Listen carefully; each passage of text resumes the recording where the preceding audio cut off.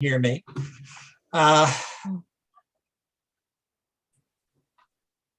just heard a voice that said this meeting is being recorded.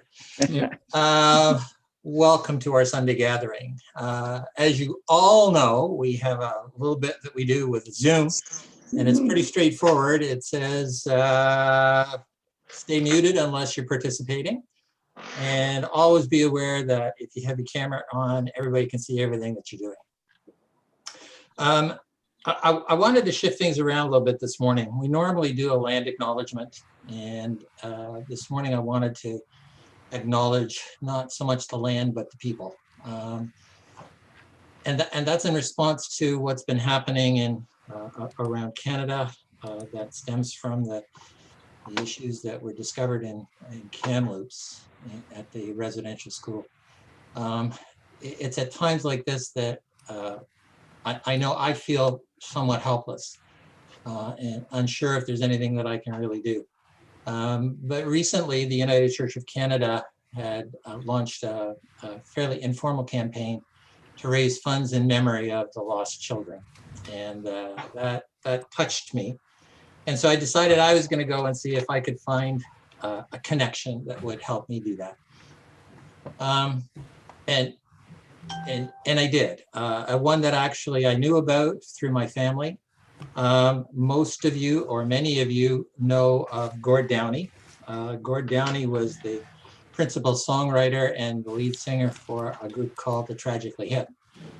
Gord passed away in 2017, but years before leaving us, he was inspired by the loss of a young boy, a young Indigenous boy, whose name was Cheney Wenjack.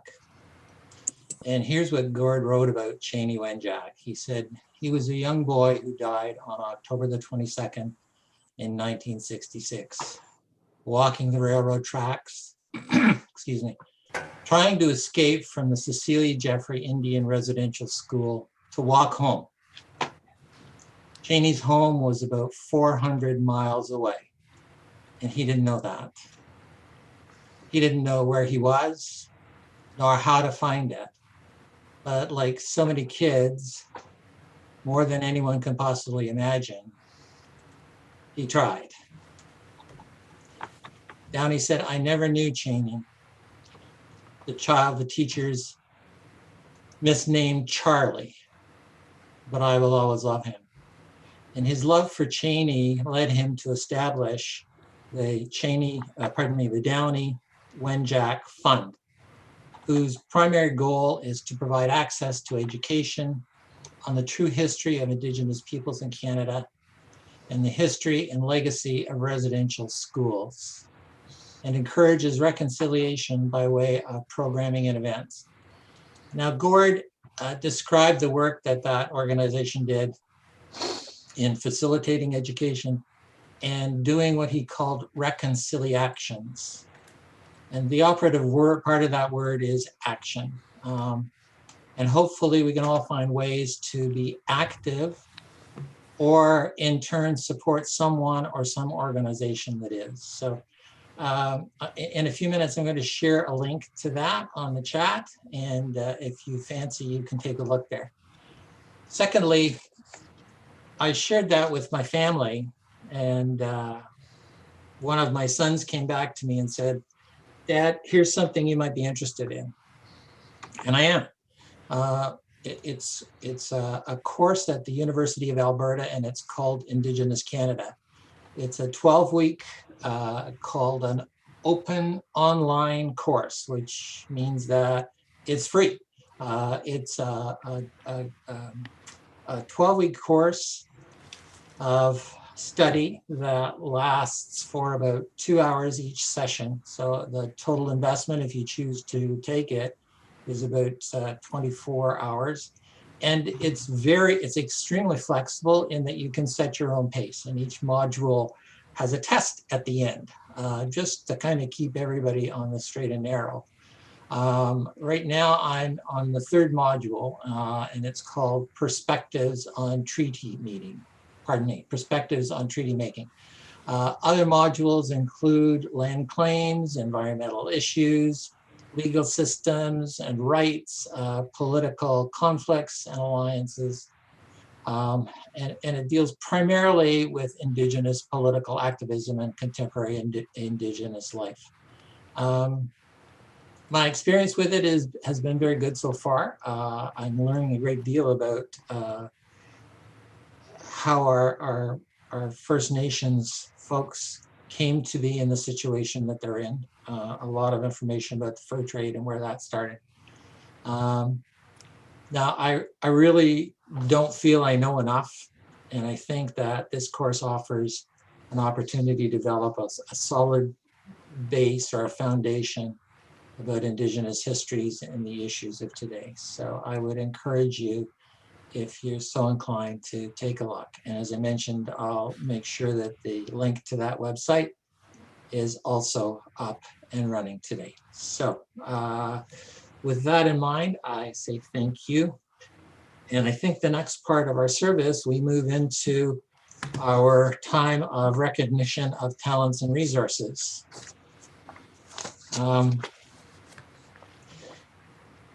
We recognize and express our appreciation for the support for West Hill's work given regularly by so many people in the form of time, presence, energy, skills, and financial support. If you'd like to support the community and the work that West Hill does in any of these ways, please contact the office. We also open up things to announcements. So do we have any announcements that folks have pending that they want to share with us this morning? I do, John. Okay. It's with regard to the book study, and it definitely falls under the category of recognizing the time and talents of the people who have been running that book study. So Kevin and Anita and Anne led us through The Moment of Lift by Melinda Gates, and it's finished now. But I just wanted to thank them for all the work that they put into that, many, many hours, and the intro and the chapter summaries. I don't know if you can hear those crows. I'm so sorry.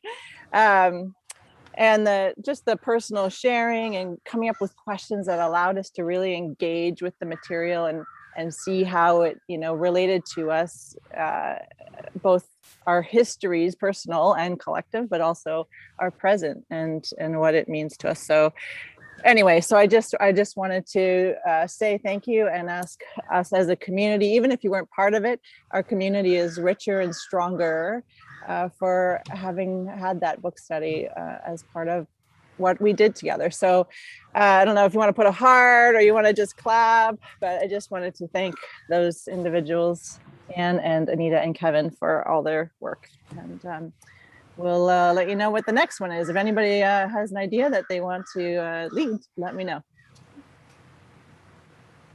Thank you very much. Anyone else have anything that they would like to add this morning? John, I'd like to step in if I may. Mike Laura, on behalf of the board met on Tuesday night. This will be our last session, taking a break in July and August, and covered a lot of territory. We are looking at an opportunity for leadership training and development so that we can develop an action plan going to a strategic plan. We were initially looking at a United Church sponsored program by EDGE, but it found that probably wasn't too suitable for us when we looked at the curriculum and some of the language. And therefore we will be moving on to a few other options. And with the leadership of Jane Skillman and myself, we are endeavoring to find a program that will be more suitable for us. That is basically what we will be working on. And I'm hoping that Barb Russell might say something about our refugee. I see Barb is on this call, and we had been doing some work and there'd be an update coming on that. As always, would appreciate an email chat on our meeting this morning or a telephone call with your comments and questions. Thank you, John. Thank you. Is Barb there? Okay, she's quiet. I'm not quiet, no. Okay, Oh, no, Norm says I'm not quiet. I'm not quiet person.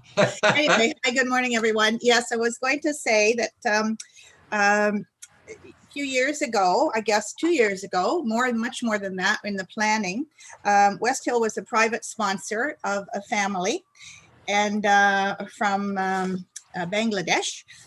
And so Shobak, Shimla, and the boy, Shokol and Shoishab, arrived 2 years ago, June the 7th.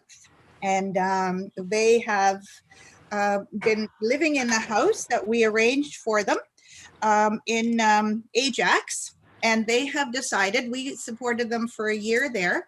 And then they decided that they would stay and because they like the area. And so they have been nicely settled in Ajax for the last 2 years. And they're just delighted to be in Canada. He sent me an email with a couple of others who were on helping. I just wanted to share this with West Hill because you folks helped with money. And do you remember those weeks when we had that huge list of things that they needed to set up a house, and we had overflowing amounts donated? It was the response, of course. West Hill is always lovely. Here's from Shobak. Dear friends, I hope you are doing well in this beautiful weather. Today is 7 June. 2 years ago on this day, we set our feet on Canadian soil. After then, we are enjoying our fearless life. Thank you very much for bringing us here. Thank you for the chance to live with honor and dignity. Thank you for your continuous support. I wish there is no pandemic and we are celebrating this together. Take care, be safe, best, Shimla, Shobak, Shokol, and Shoishab. And I just needed to share that with our community. Thank you. In this abundant blessing, folks. We share the Share joy. the joy. Thank you, Barb. Anything else? Yeah, sorry, John. Yes. I just want to add, which is, I'm loath to add it, but it has to be added at this point, that our current refugee, Tina, the report we've received in the last few days indicates that, well, the last posting on Tina's website, Facebook page, was put there by an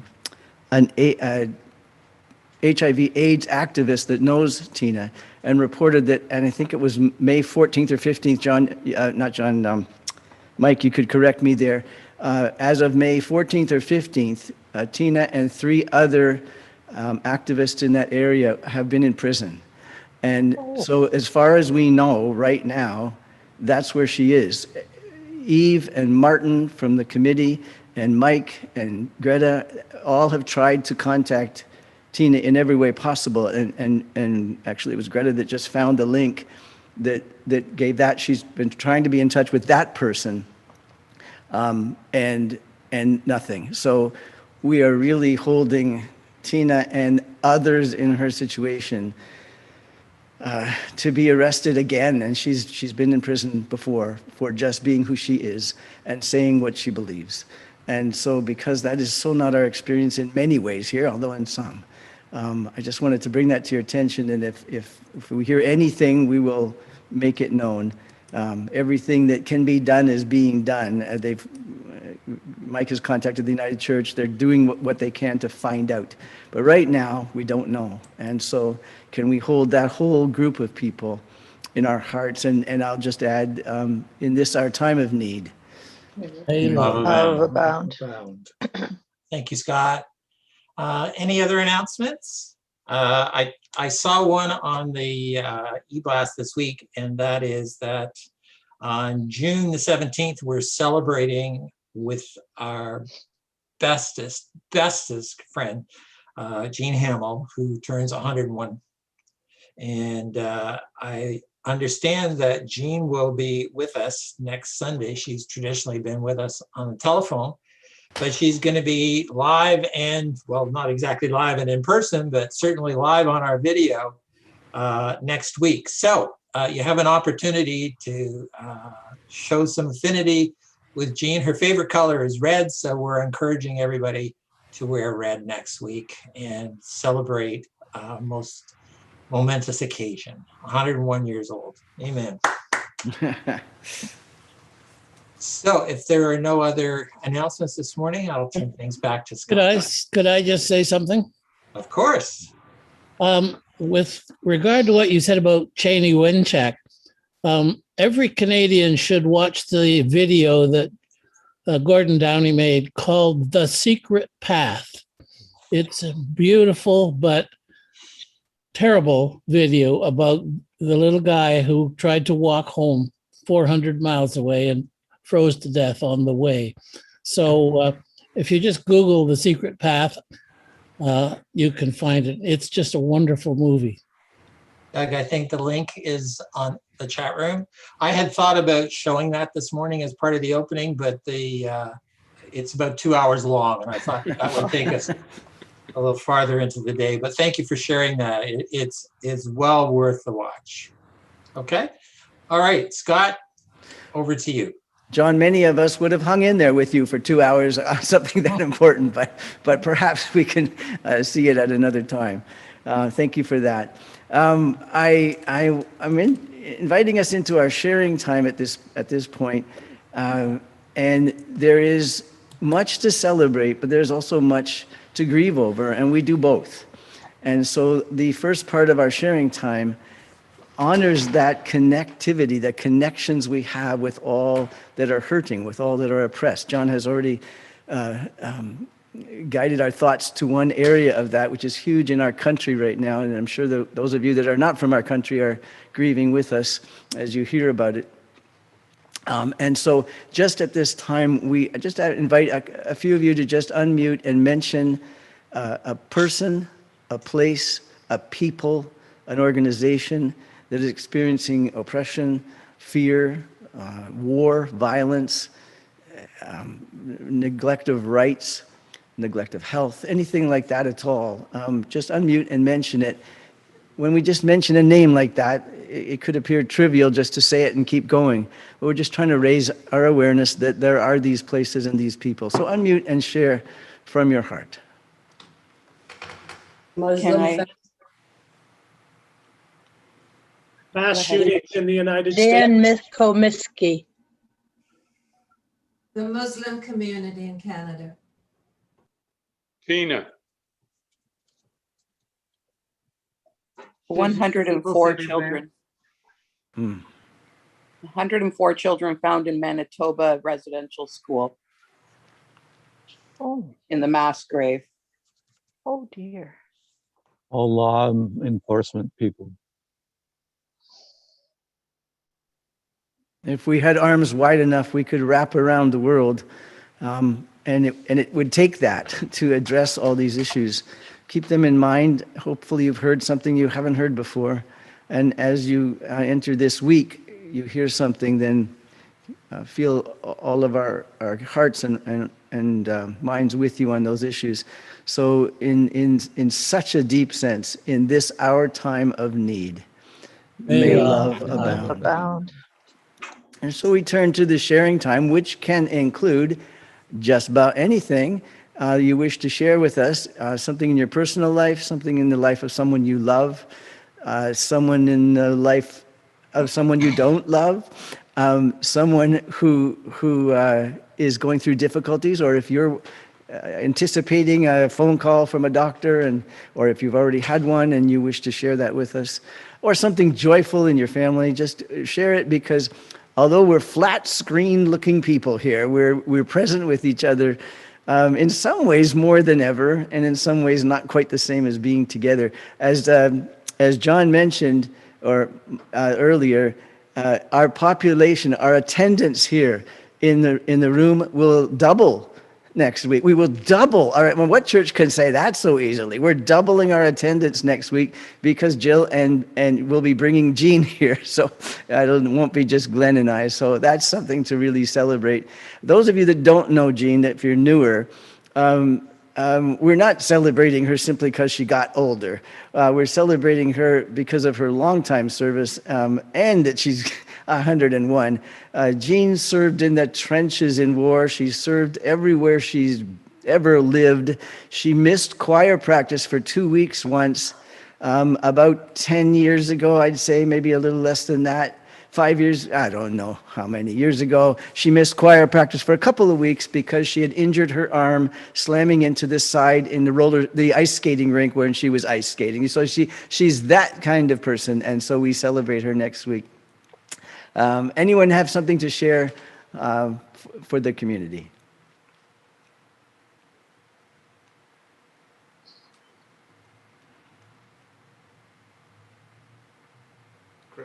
Chris. Hi. Yes, there is another birthday coming up next Okay. Wednesday, the 16th of June, when Bishop John Shelby Spong will be 90 years old. A few years ago, he suffered a stroke that made a remarkably good recovery from it. And of course, we all know the effect that Jack has had on the progress of religion and being all that we can be and loving wastefully. So if you want to send a birthday greeting to him, you can do it via progressivechristianity.org. They will pass all greetings on, and I've sent one. So happy birthday to Jack. In this abundant blessing, We share The joy. Scott, if I may stay on the same theme, I'd like to thank the representatives that we've elected to their different offices, the person from Ottawa and our local representative. They sent greetings, and one of them showed up in person to the 105th birthday of our next door neighbor. She lives in Altamount Care Home, that's in our region as well. So in that abundant blessing, and we would share joy. Share the joy. Share the joy. Here's the joy.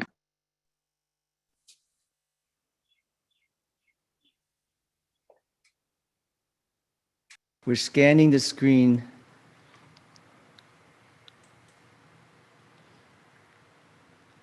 I want to embarrass somebody, possibly, and just say again, as some of you were coming on, to say thank you to Glenn, who, when he arrived, found very little air to breathe in this big room, and also no internet to make this happen. And then when he found internet, then found these screens scrolling that they were happily updating and would be doing so forever. And he patiently figured out how to do this. And so all 5 screens are here working, and microphones and cables and all that. Just wanted to say again, thank you to Glenn. In this abundant blessing, we share the joy. I think I told you this, but I wrote him a little thank you at one point, saying, you know, the setup and takedown is big here. There's lots and lots and lots of, you could trip, you could fall. There's so much, and he won't let me help him at all. He said I would make it worse. He doesn't exactly say it in those terms, but that's what he means. And so I wrote him a thank you and for all the time and better. And I may have told you this. He wrote back and said, "You're welcome, but you do know I enjoy this." And I said, "Well, that's good. That makes it even nicer." So I saw Fran's hand. Yes, hello, Fran. Hi, good morning, everybody.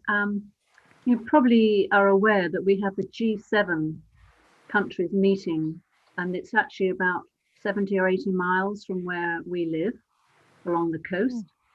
And so we are seeing many heads of state fairly frequently on our TV screens, including Prime Minister Justin Trudeau, which is fun.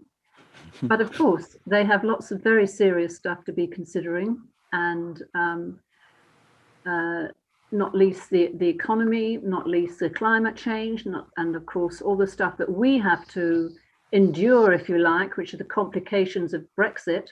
So please hold all those people and all those countries' leaders in our hearts as they continue their deliberations and discussions. Thank you. Absolutely. In this our time of need. May love abound. I also want to jump on and thank the man who is wondering what happened to the sharing song, because I skipped over it inadvertently. Peter goes with me wherever I go, even when I don't know where that is in a moment, and patiently wait. So in a moment, I will ask him to go back to that part, and we'll listen to Babette. But is there any other sharing offering we have at this time? Looking at the screens. So I've got this orange ribbon. Sarah reminded us that it's the orange T-shirt that says on it about the children being all of ours, and that all children matter. And so there's so many things that matter right now, and I think John expressed it's heavy on the heart. And so, but there's also personal things too, and sometimes that multiplies it when there's other things going on, when there's worries, concerns, difficulties, struggles of our own and then the world. And we want to always care about it all, but sometimes it's hard to do that, and sometimes it's hard to put it to words. So we take this time in silence. You have many opportunities for silence in your own time, but this is silence together, where we can imagine the care of all that gather here for us without knowing what it is that's on our mind at that time. And it could be something that orange represents for you. And if it represents that all lives matter, including yours, that's good too. So I'll just take a time of silence for you to spend as you wish and know that we're together.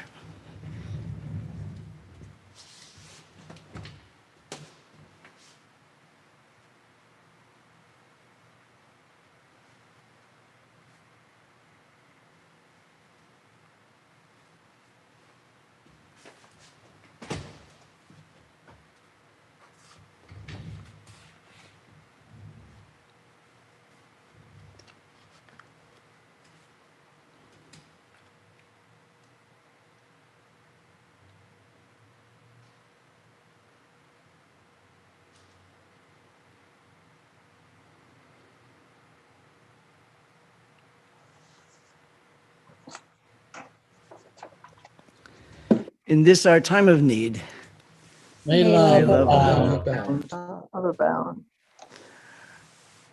So now we think of this so much that's worthy of celebration, that people are digging in, that people are leaning in, that they are pushing against the flow sometimes to do good, to end the harm, to remediate the harm, to prevent the harm from ever happening again. And in so many ways, and we're going to be talking about some of those voices today, it's very discouraging. They're speaking against the grain, or they're working against the grain, but they're doing it, and it's worthy of celebrating. It's worthy of commendation and praise and glorious response. And so we use those big words to identify those good things happening and those good people doing it. So just unmute a few of you. Just want to mention a person, an organization, a country, and that are pushing, that are lifting the arc of the universe towards justice and compassion.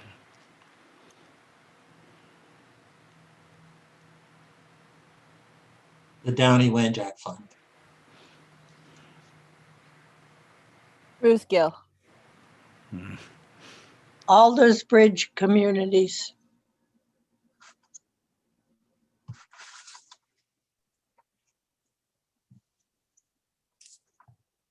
All those working for refugees. All those looking for the lost children.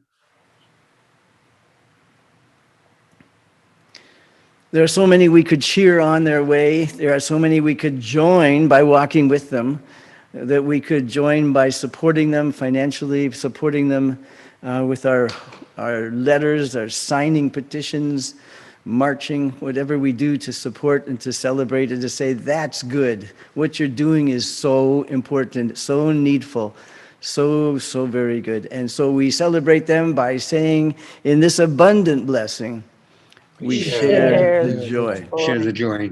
And just before our words of commitment, I want to, no, let's do that first. Let's do that first. So Peter is still waiting. Peter is still in waiting.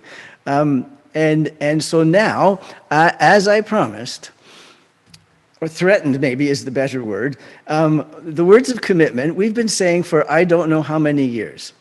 The newest edition was prompted by two people that didn't know they were doing it to add a little bit at the start. That's not the right way. And sometimes when we say things a lot, we can just end up saying them. And I'm not saying that anyone does that, but it can happen. So I thought this time, now this is going to divide us, and we're so into not dividing us, but it will divide us into people that can see the screen, who will notice that the words, the screens, the particular PowerPoint slides have been jumbled up. So the words are not in the right order. Now, what I mean by that is not that they're in a nonsensical order. I mean, that makes sense. It's just the different screens are happening at a different time, which is going to throw you off just a little unless you're looking at the screen. But for those of you that won't see the screen, you are welcome to say the words of commitment just as you always have, because as anyone has noticed who has just come on to join us in the last while, it sounds like that anyway, because the joining of the lag time and everything, it doesn't accept. So I invite you to the words of commitment. So Peter, if you could show the first title screen.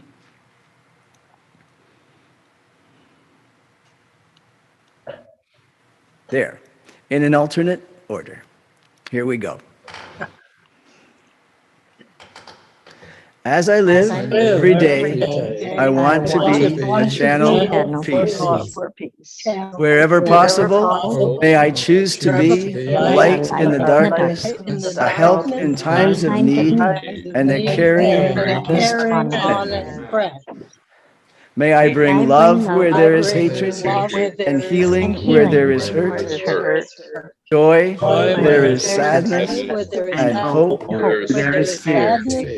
And hope where there is fear. I pray that I may always try, understand, and comfort other people, as well as seeking comfort and understanding them. Understanding from them. May justice, kindness, and peace flow from my heart forever. Flow from my heart forever. For the earth is my home, and the world my family. Amen. Amen. I don't know about that, Scott. There. Same words, same ideas, same values, just a little differently phrased or different little in order, just to again cement in our head that it's not the words, but it's the values that we hold up and try to live out in a world where some are and some aren't, and that's the frustration I want to talk about a little bit later. And so I'll then invite Babette to sing on a recording our sharing song. Peter, thank you for hanging in there.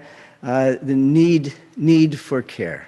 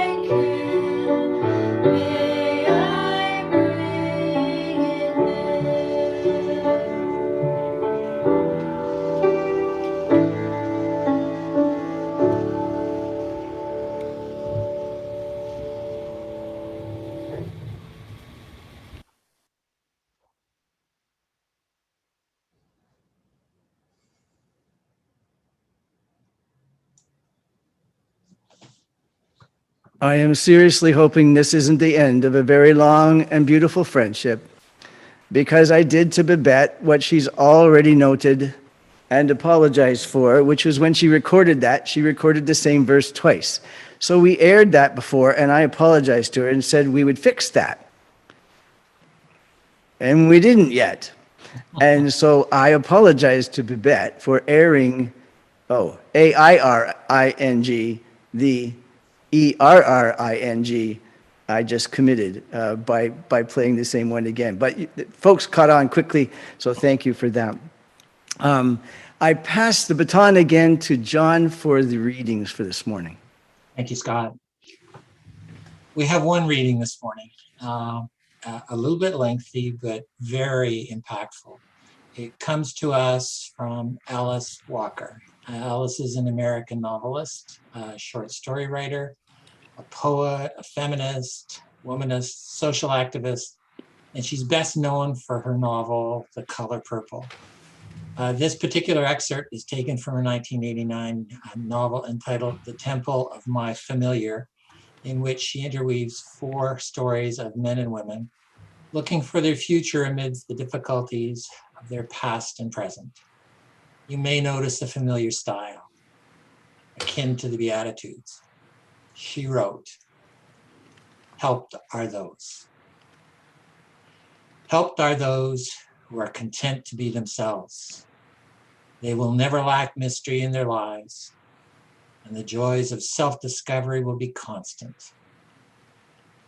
Helped are those who love the entire cosmos rather than their own tiny country, city, or farm, for to them will be shown the unbroken web of life and the meaning of infinity. Helped are those who live in quietness, knowing neither brand name nor fad. They shall live every day as if in eternity, and each moment shall be as full as it is long. Helped are those who love others unsplit off from their faults. To them will be given clarity of vision. Helped are those who create anything at all, for they shall relive the thrill of their own conception and realize a partnership in the creation of the universe that keeps them responsible and cheerful. Helped are those who love the earth, their mother, and who willingly suffer that she may not die. In their grief over her pain, they will weep rivers of blood, and in their joy in her lively response to love, they will converse with the trees. Helped are those whose every act is a prayer for harmony in the universe, for they are the restorers of balance to our planet. To them will be given the insight that every good act done anywhere in the cosmos welcomes the life of an animal or a child. Helped are those who risk themselves for others' sake. To them be given increasing opportunities for ever greater risks. Theirs will be a vision of the world in which no one's gift is despised or lost. Helped are those who strive to give up their anger. Their reward will be that in any confrontation, their first thoughts will never be of violence or war. Helped are those who laugh with a pure heart. Theirs will be the company of the jolly righteous. Helped are those who love all the colors of all human beings, as they love all the colors of the animals and plants. None of their children, nor any of their ancestors, nor any parts of themselves shall be hidden from them. Helped are those who love the lesbian, the gay, and the straight, as they love the sun, the moon, and the stars. None of their children, nor any of their ancestors, nor any parts of themselves shall be hidden from them. Helped are those who love the broken and the whole. None of their children, nor any of their ancestors, nor any parts of themselves shall be hidden from them. Helped are those who find the courage to do at least one small thing each day to help the existence of another, plant, animal, river, or human being. They shall be joined by a multitude of the timid. Helped are those who lose their fear of death. Theirs is the power to envision the future in a blade of grass. Helped are those who love and actively support the diversity of life. They shall be secure in their differences. Helped are those who know. Offered as wisdom for the journey. May we walk in its light. Walk in its light.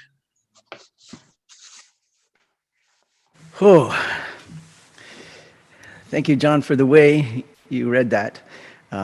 It was the way I heard it in my head when I first went over it.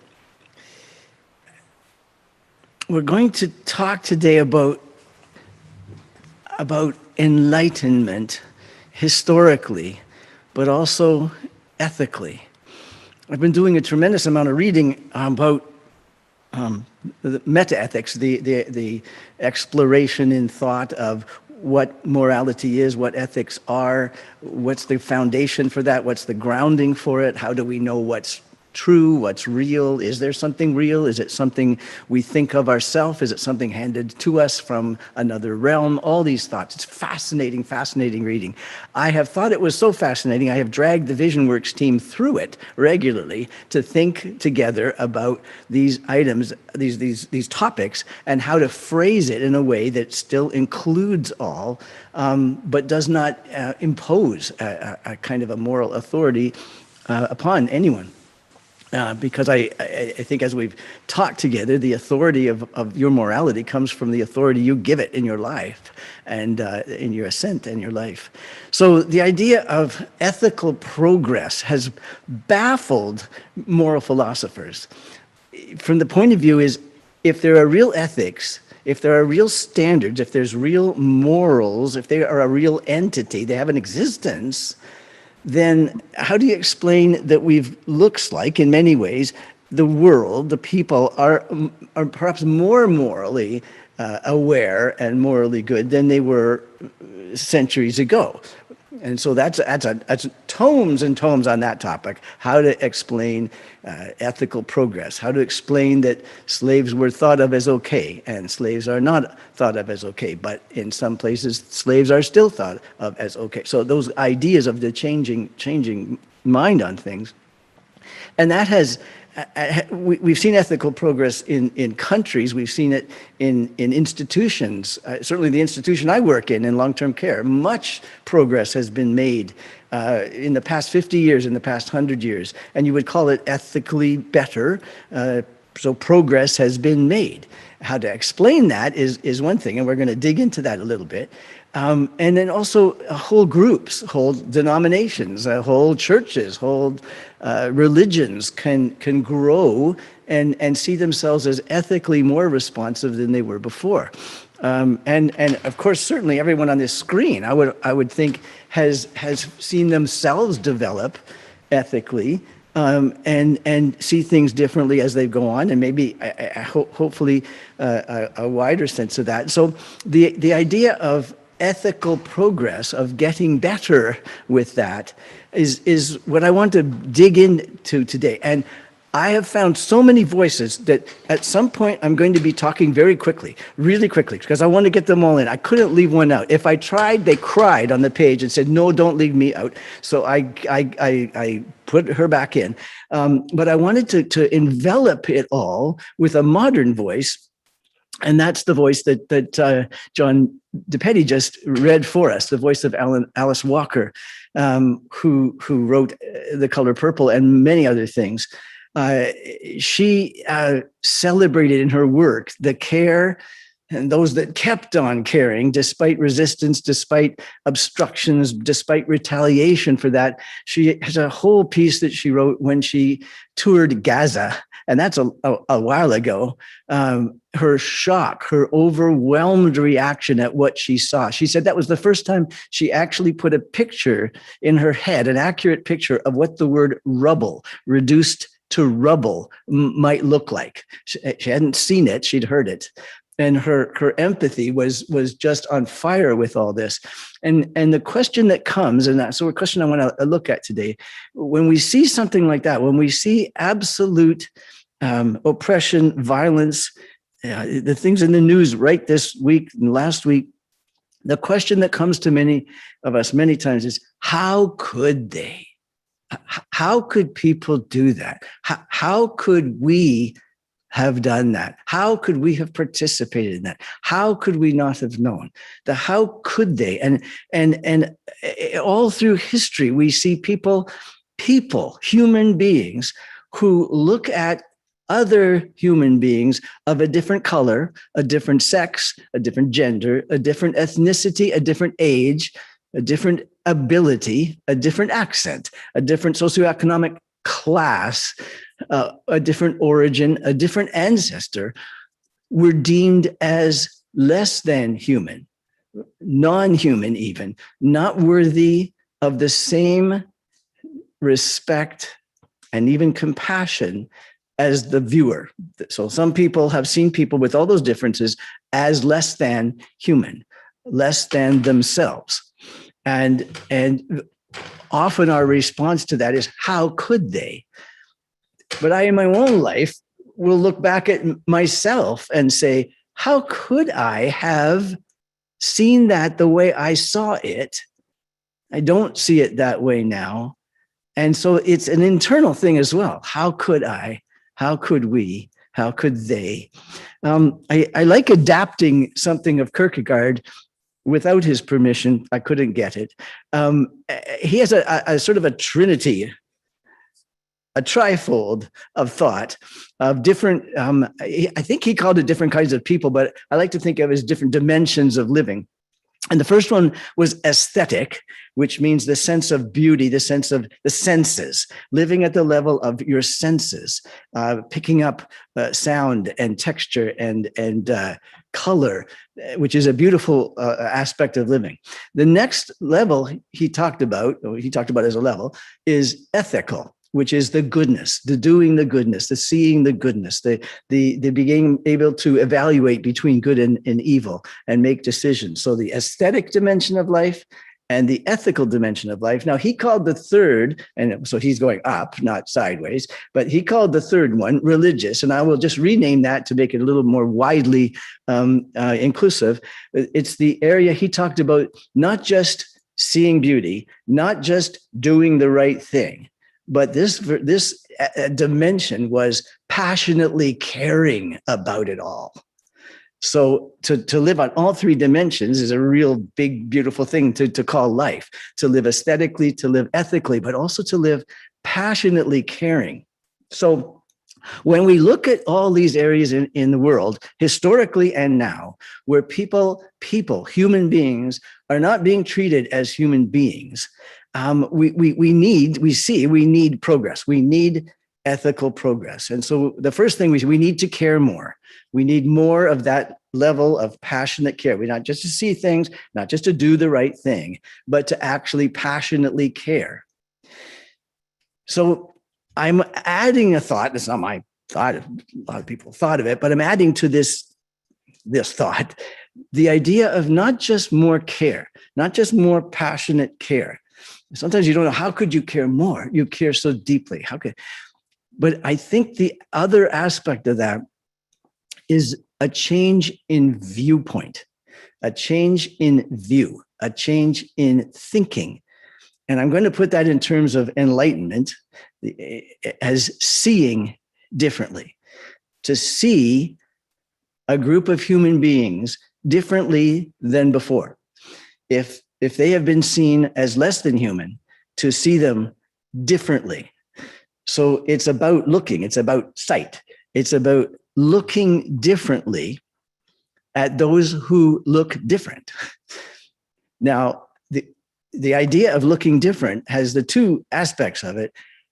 Respect for differences is essential to seeing people as individuals. I want to be known for my distinctiveness as well as my humanness, and you do too. And the more we get to know each other, the more distinct we appear.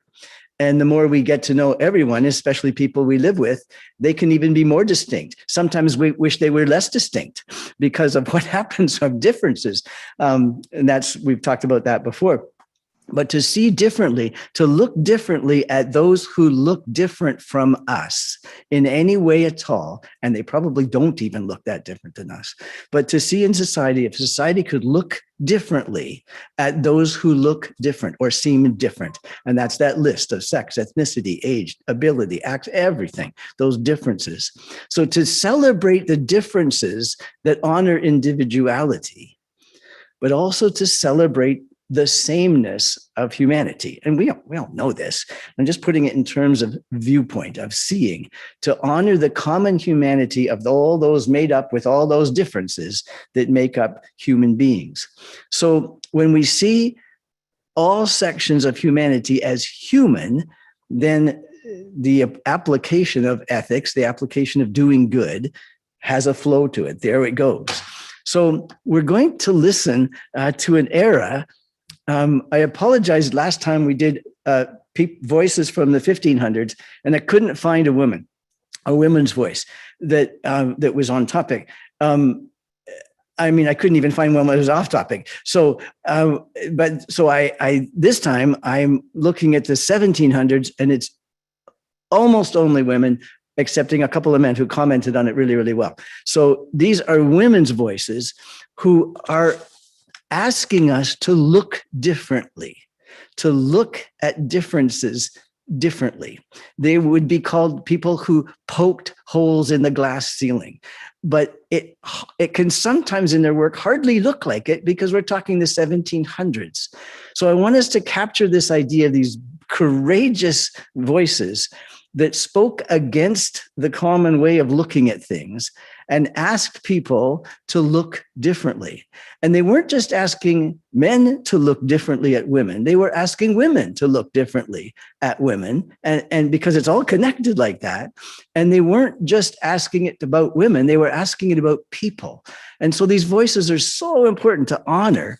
And instead of asking, how could we ask, how can we see this differently? How could they have oppressed women so much? And these women are asking, could we see it differently? Can we look at this differently?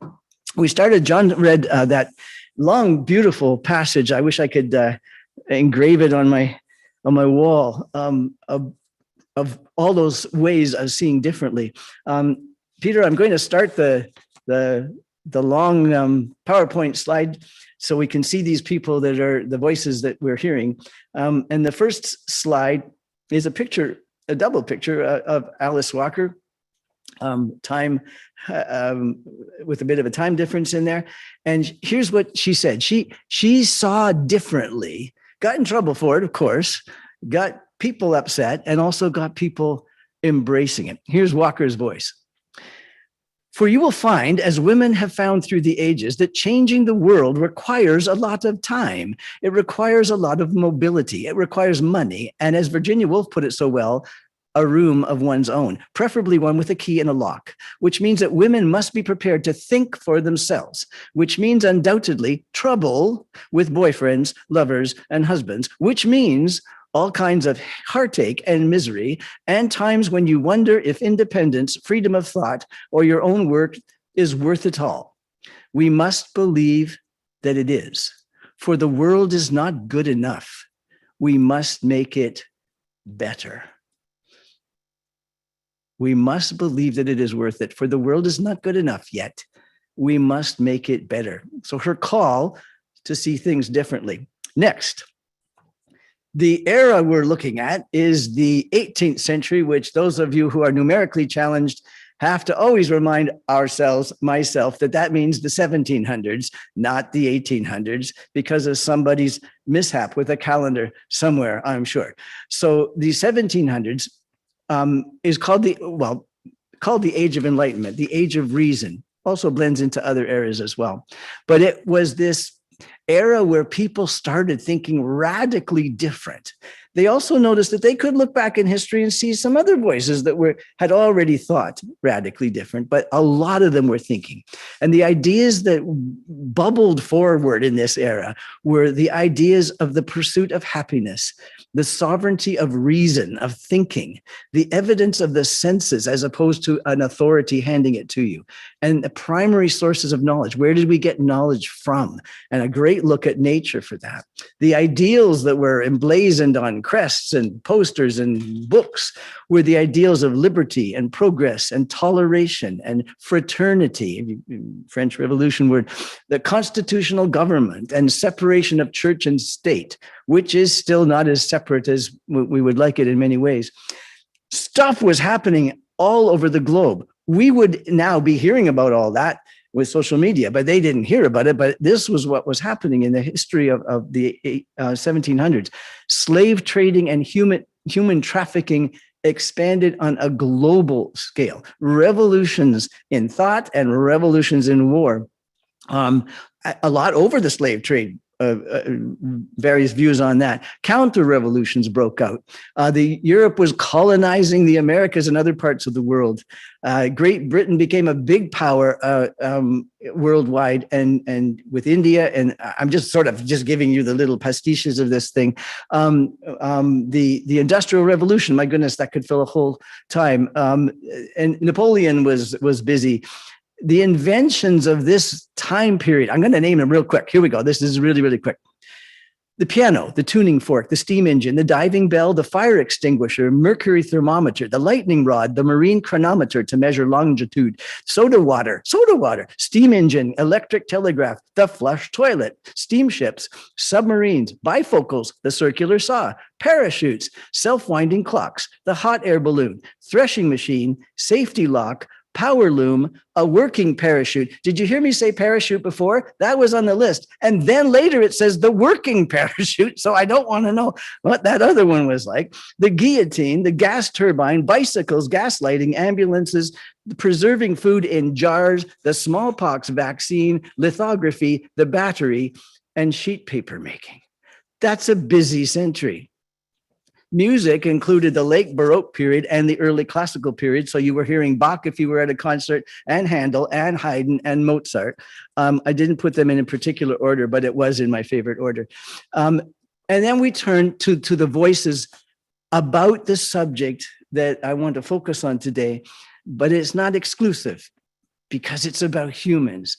And that's the idea of the rights, the worth, the humanity of women in history. And during this era, this Enlightenment era, and next slide, Peter, is one of the three people who commented on this, and I won't be going into a lot of detail about their lives because I really want to deal with people that were less well known, that are less known.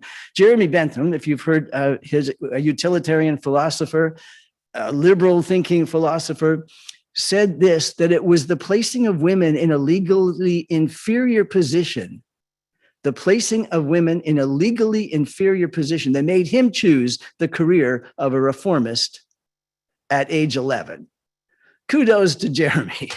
He spoke for complete equality between sexes, including the rights to vote and to participate in government. He opposed the asymmetrical sexual moral standards between men and women. That's a very modern thought, and it's the 1700s.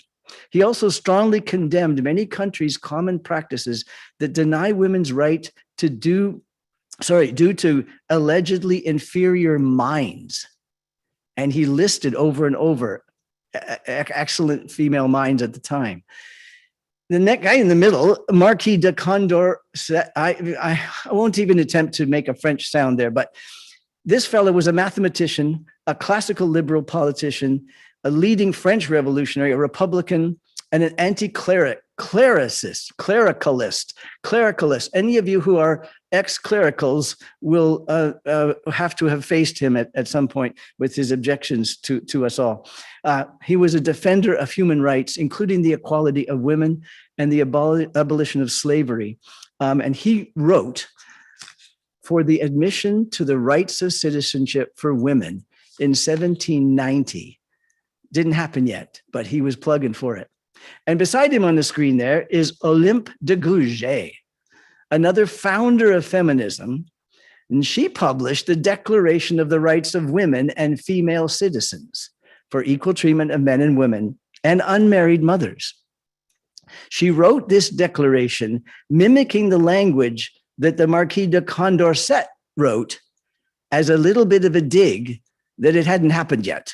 So she added her declaration to say, we must keep going.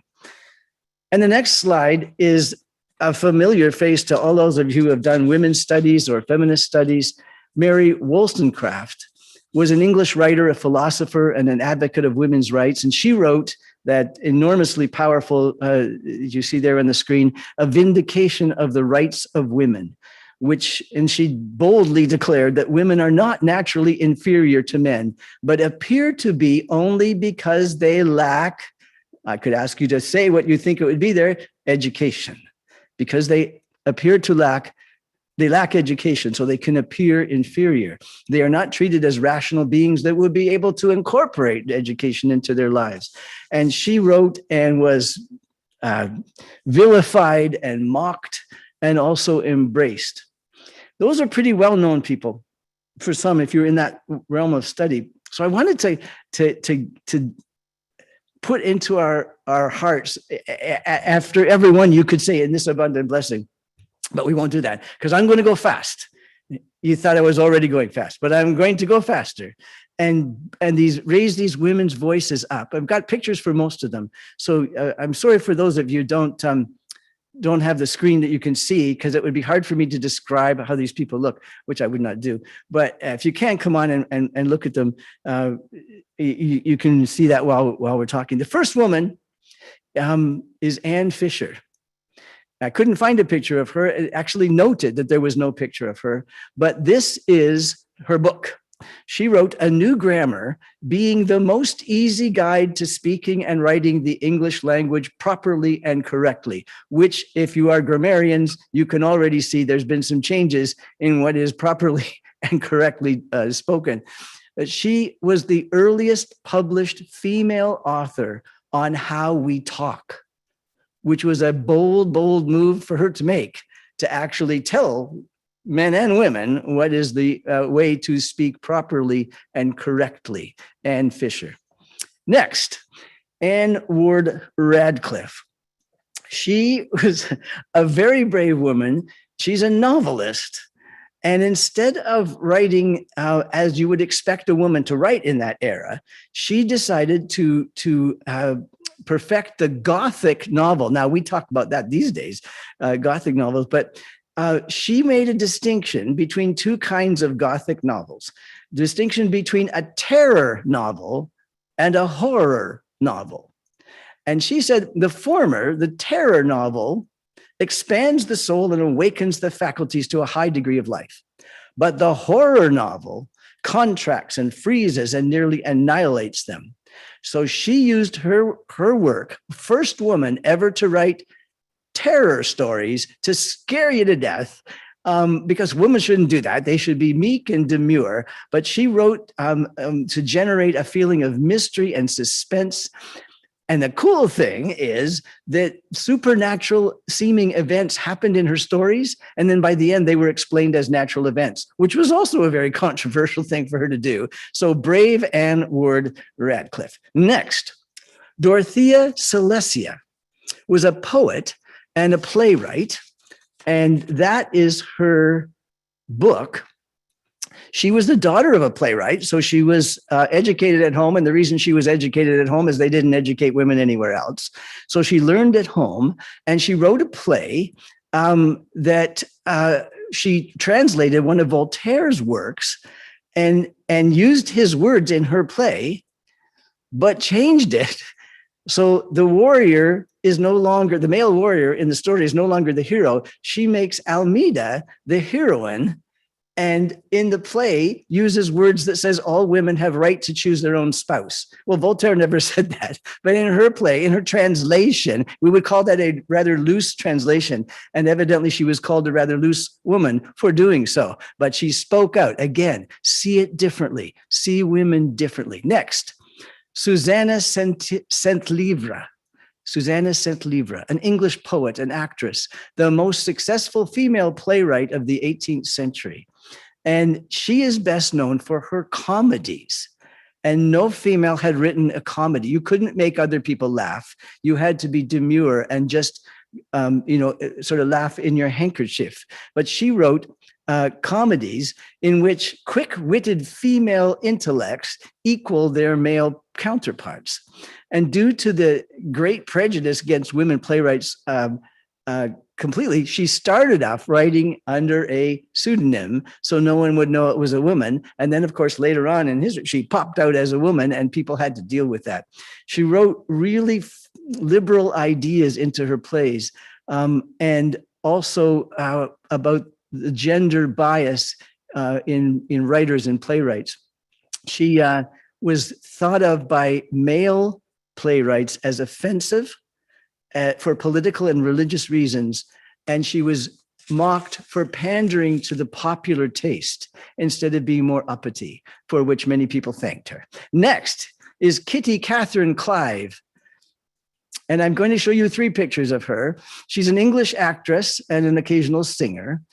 She was the best paid actress of her time. The next slide shows her in a costume in one of her plays. There she is. I took a long time to understand what was on her head. If you could illuminate me on that one, I think it's a hat, but it looks a bit diaphanous. But that's what she was playing in her play. She used her profits to support women actresses and women playwrights, and used also her profits to stop the bias against women actors and actors in general, not just women, but actors in general, because in the times, many people saw actors and actresses as beggars and prostitutes. So she pushed against that ceiling and said, see differently, change your viewpoint about these people. Next was Lady Mary Wortley Montagu. She was an aristocrat, as you can tell by the name lady in front of her, her name by the title. She is known for saying, I prefer liberty to chains of diamonds. I prefer liberty to chains of diamonds. But she wrote, her husband was an ambassador and they went to the Ottoman Empire, and she wrote the first vision of the Turkish, of Muslim people with less prejudice than had been written before. And that was an incredibly risky thing to do. And she was vilified for it and also honored for it. I like this, for those of you that are collectors, this is her in a beautiful what would that be? Ceramics. She also championed against the flow the smallpox inoculation in Britain. After her return from Turkey, where she saw it, and she volunteered her own family members and herself to get this. It's very, very timely right now for people who are approaching it that way. See differently, she said. Phyllis Wheatley. Next slide. Phyllis was sold into slavery. I'm sorry. That's still Lady Mary Wortley Montagu. Thank you, Peter. Phyllis Wheatley. Yeah, go back to Phyllis. Sorry, Peter. He's so good. Phyllis Wheatley was sold into slavery at a young age, and she was the first published African-American female poet.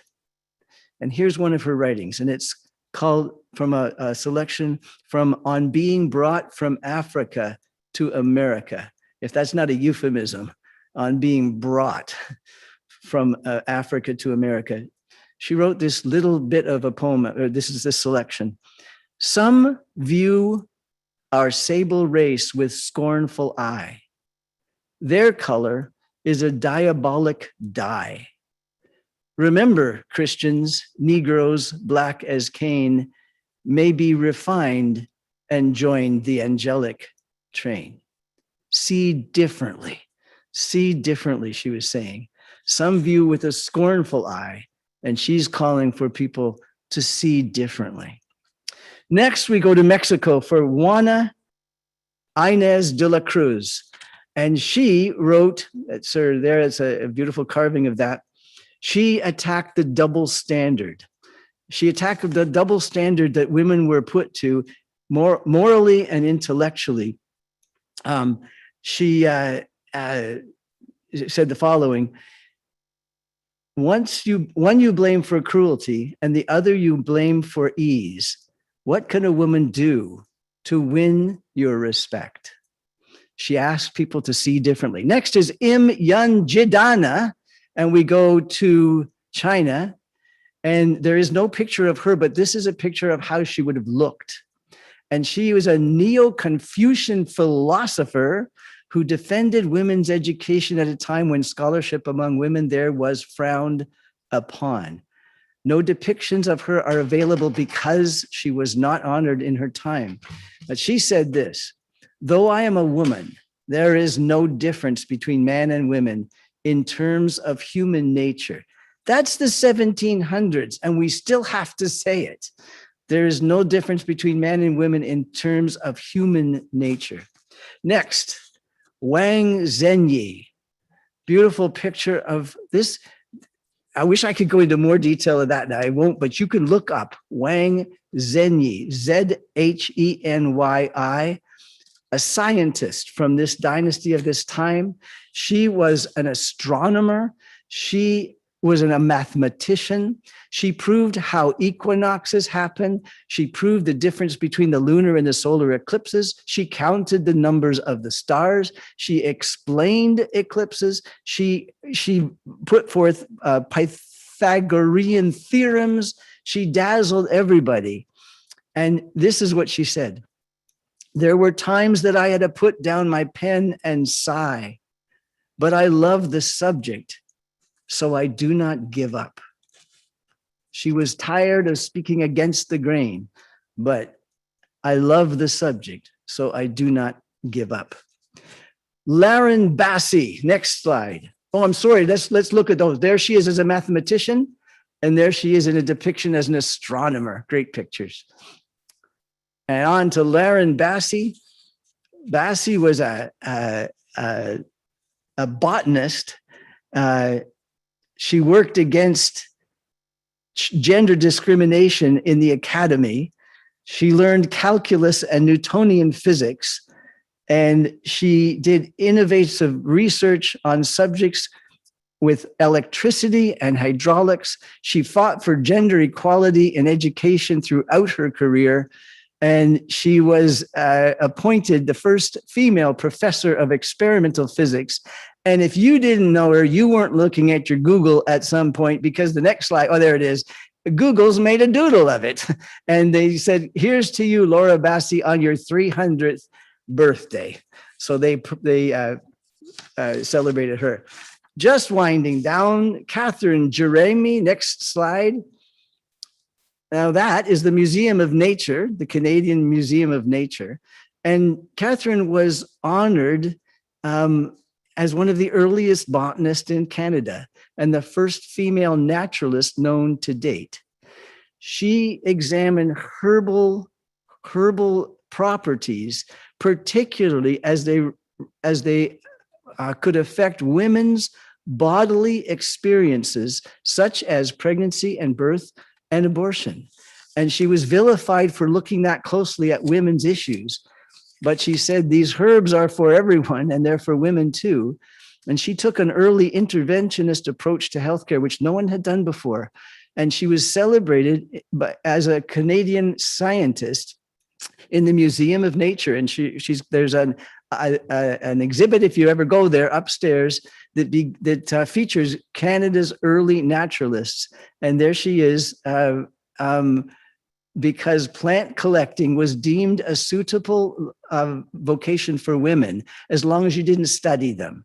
And so she began to study them. And so she asked people to see differently.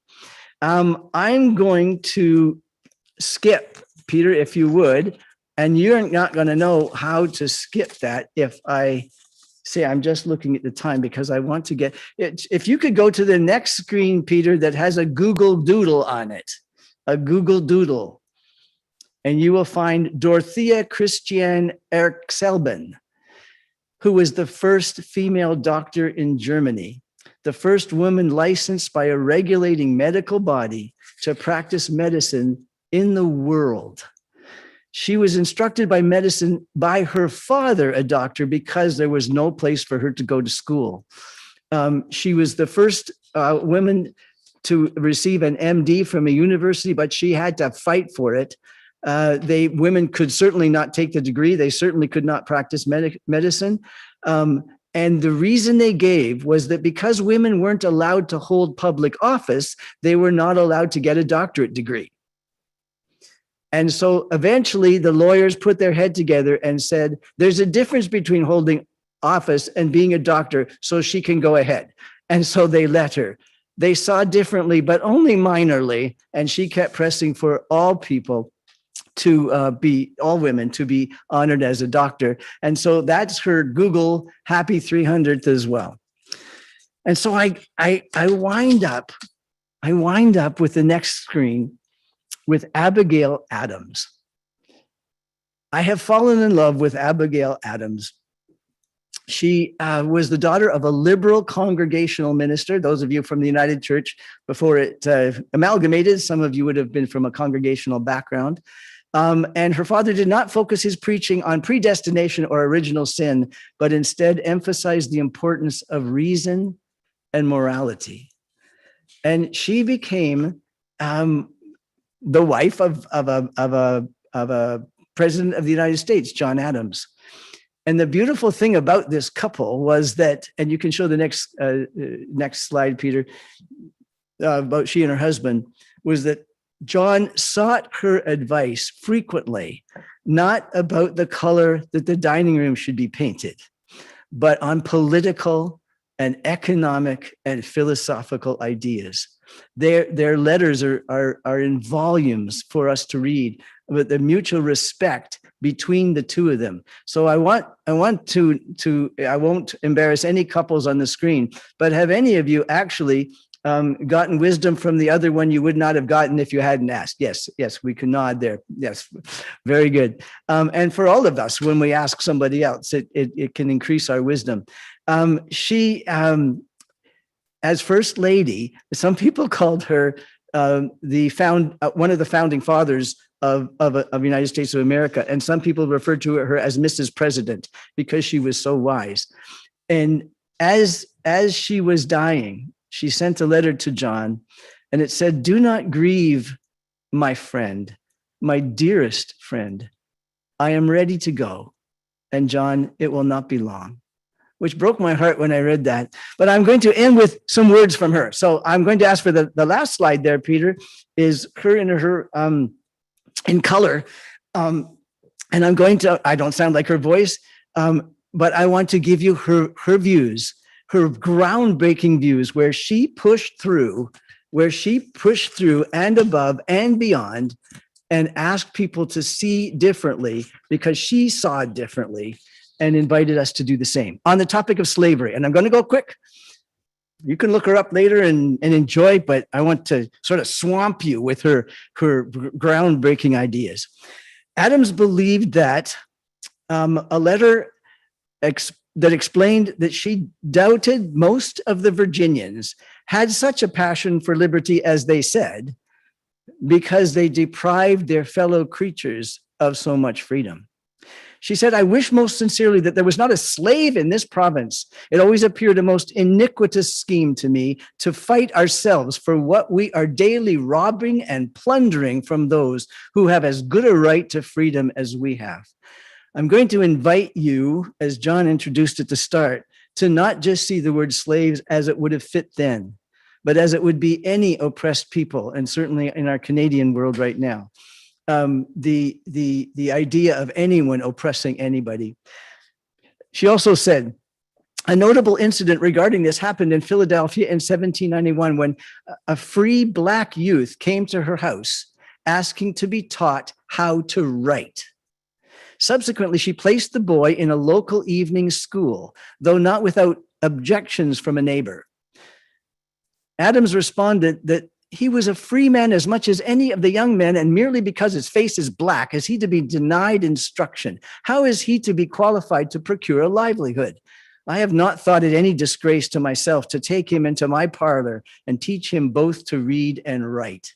She opened her door, she busted the glass ceiling, and she let someone in. She saw differently. On women's rights, she was an advocate of married women's property rights, not yet single women's, but again, and more opportunities for women, particularly in the field of education. Women, she believed, should not submit to laws not made in their interest, nor should they be content with the simple role of being companions to their husbands.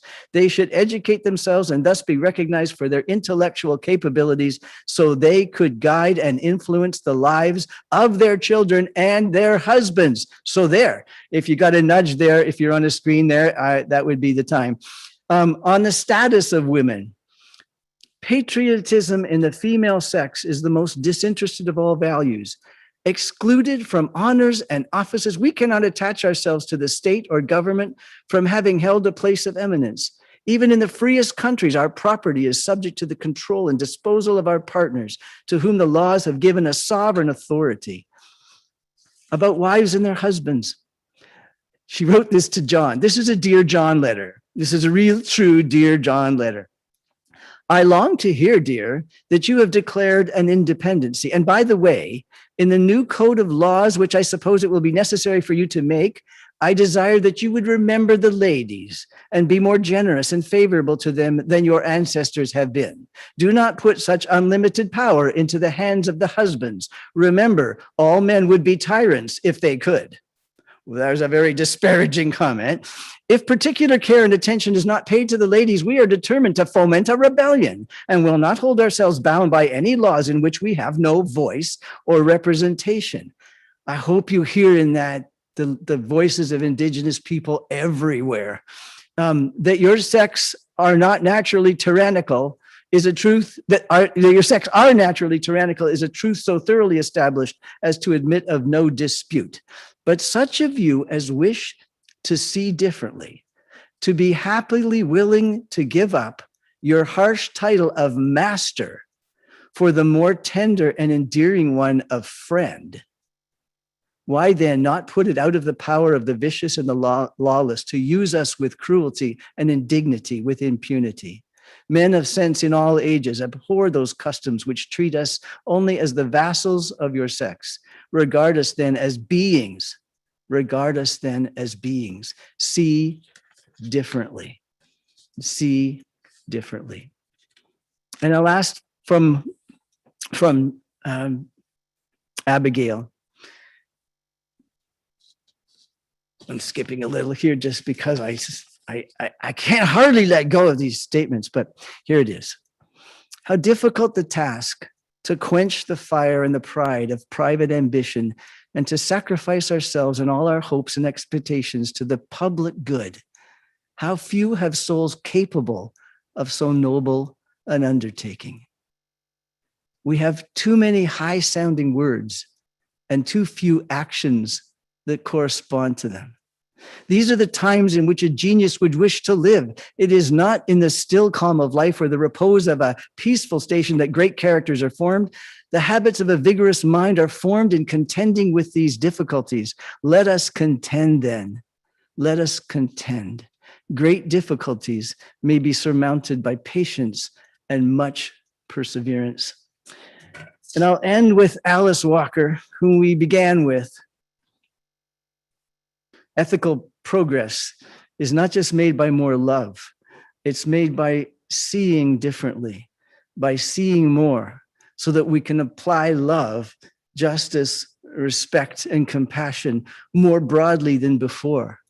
So you know what I mean by not more love, more not a greater amount of feeling, but taking that love, that respect and compassion and applying it to those who have not been treated as though they are worthy of that they are not equal, that all these voices from the 1700s calling us to see differently, to look differently, to look at differences differently. And one of the calls that's the hardest one is to look differently at those who use differences to demean. To look differently at those who use differences to oppress, because they are humans worthy of respect and compassion, not for what they're necessarily doing or thinking, but for their being, because it must be for all or it isn't for any. So to look differently at differences, and where we are treating differently, as in negatively for a difference, to see differently and apply respect and compassion instead of the demeaning and the oppressive and the violent response based on difference. Alice Walker. Because whatever has happened to humanity, whatever is currently happening to humanity, it is happening to all of us. No matter how hidden the cruelty, no matter how far off the pain and terror, we live in one world. We are one people. There is only one daughter, one father, one mother, one son, one aunt, one uncle, one dog, one cat, one donkey, one monkey, one goat in the universe. After all, it's the one right in front of you. The one right in front of us is pretty big, given the social media and the news that we see. But that's a call. I just hope you've felt the encouragement and the celebration of those voices from so long ago, asking us to see differently, showing us that they did see differently, and pushed and pulled and cajoled and were adamant, and sometimes with great success and sometimes with not. But when we read of the one saying she was exhausted, but she loves the subject of human dignity, so she went on. I'm just going to ask for a moment of silence as we reflect on this and maybe choose the next one in front of us that we see.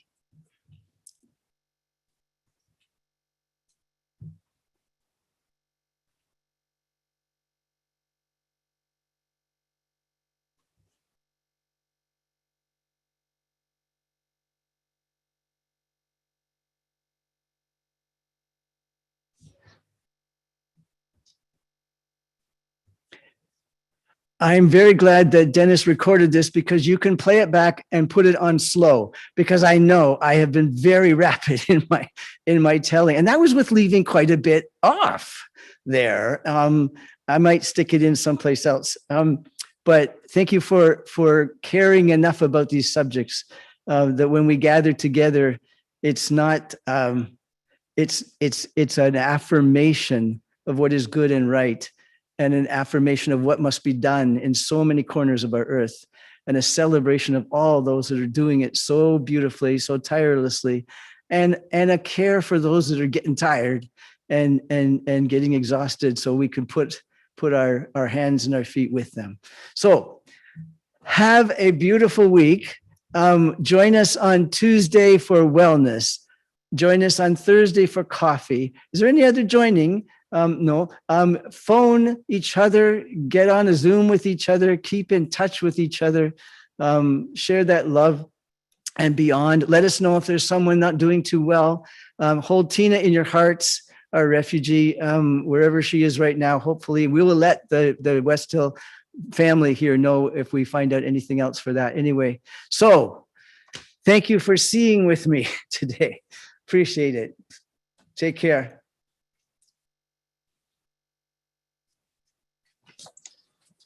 Thank you, Scott. Much appreciated, Scott. Thank you. Thanks, Scott. Thank you very much. Welcome. Thank you, Scott. You're welcome. Thanks very much, Scott. Amazing. Thank you very much.